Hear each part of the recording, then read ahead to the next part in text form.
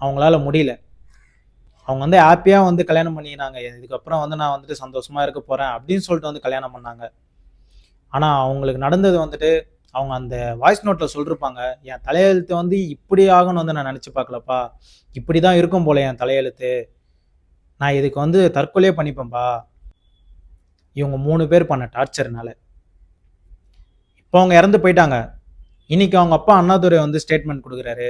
என் பொண்ணு வந்துட்டு ஒருத்தன் ஒருத்திக்கு வேற ஒருத்தரை கல்யாணம் பண்ண முடியாது வந்து எனக்கு வந்து பெருமையாக தாங்க இருக்கு அப்படின்னு வந்து சொல்றாரு. இப்போ வந்து உங்க பொண்ணு வந்து வந்துருவாங்களா? நீங்க பெருமைப்பட்டுட்டீங்க. உங்க பொண்ணை நீங்க வந்து ஒழுக்கமா தான் வளர்த்துருக்கீங்க. ஆனா பாக்குறவங்களுக்கு எக்ஸாம்பிளா எப்படி இருக்கு? அப்போ வந்துட்டு இப்போ ஹஸ்பண்ட் வந்துட்டு என்னை வந்துட்டு மன ரீதியாகவும் உடல் ரீதியாகவும் வந்து டார்ச்சர் பண்ணிக்கலாம்.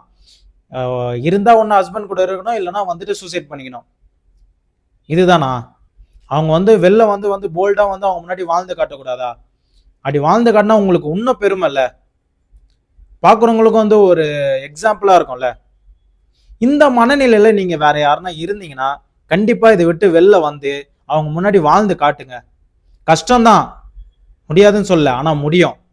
வெளில வந்து உங்களால அவங்க முன்னாடி வாழ்ந்து காட்ட முடியும். இதுதான்